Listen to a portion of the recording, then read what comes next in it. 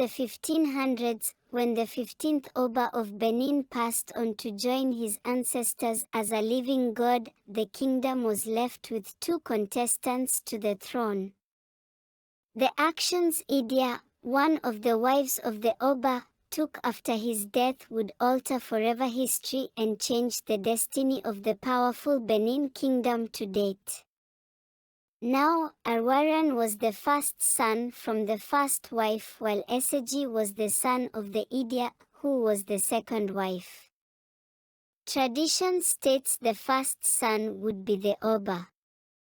But since birth, Idia nurtured ESIGIE to be next in line to the throne, even though in that era, it was almost impossible. Arhuaran was a bright, logical child. At a young age, he was sent to Portugal to receive training and learn more about the ways of the white men, while ESIGIE stayed at home holding tight to wisdom and learnings from his mother. When Arhuaran came back from Portugal, people in the palace could barely recognize him. He was as tall as a giant. Meanwhile, ESIGIE, huge and fierce-looking, had grown to be a master of his father's court. His speciality in magic, potions, and also his relationship with the royal guards and the Oba's army had made him a familiar face to the throne. But there was a problem. The ancient culture states if an Oba is crowned, his mother must be eliminated, as they were considered a threat to the future Oba and throne. This was the dilemma Idia found herself after the death of Oba Ozoliwa. The grave had been dug and her time to visit the land of her ancestors was closing in.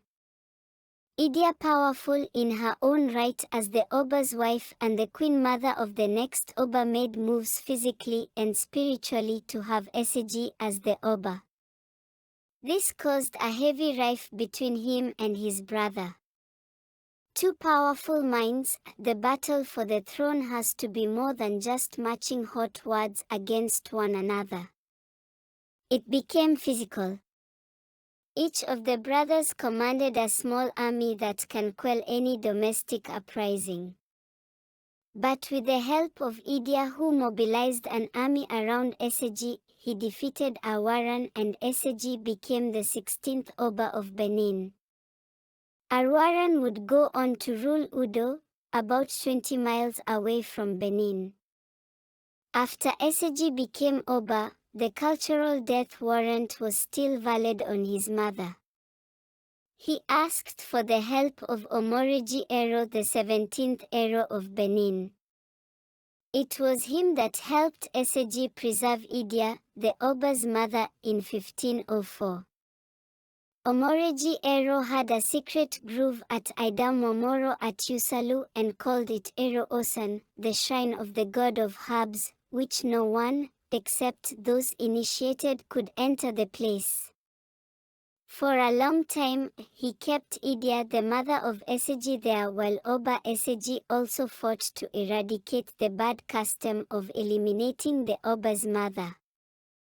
After the barbaric tradition of killing the king's mother was successfully abolished by ESIGIE, his mother was restored back to the palace, and there he crowned her the Egwe Ioba, palace of the queen mother, making her the first Ioba. The king's mother was saved, but at the cost of the king promising never to have direct contact with his mother again for life. That is why the queen mother in Benin cultures cannot come into direct contact with her son once he becomes king. Ioba Idia was allowed to rule at Usalu as a ruler, the hidden Oba of Benin. As time went on, ESIGIE became a very powerful Oba with his mother right by his side, protecting and advising her son on what steps and measures to take to develop and improve the great Benin Kingdom.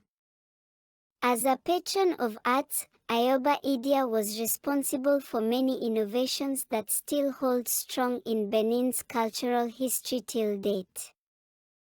The famous Idia battle of 1515 couldn't have been won if not that Idia dressed as a man marched alongside her son and won the war for him. Not forgetting countless assassination attempts she thwarted to save her son. In 1550, Idia died and left ESIGIE devastated but not without the support of ESIGIE favorite's wife whom she had specially groomed to fill her space.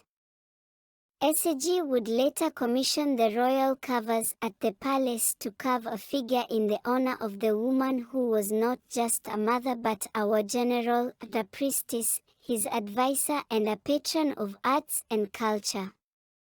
The figure that was carved would later be used as the official emblem of the Festac 1977 festival in Nigeria. Her name and role in history would never be forgotten. This is a true-life historical documentary. For more, subscribe to Avunculus Production.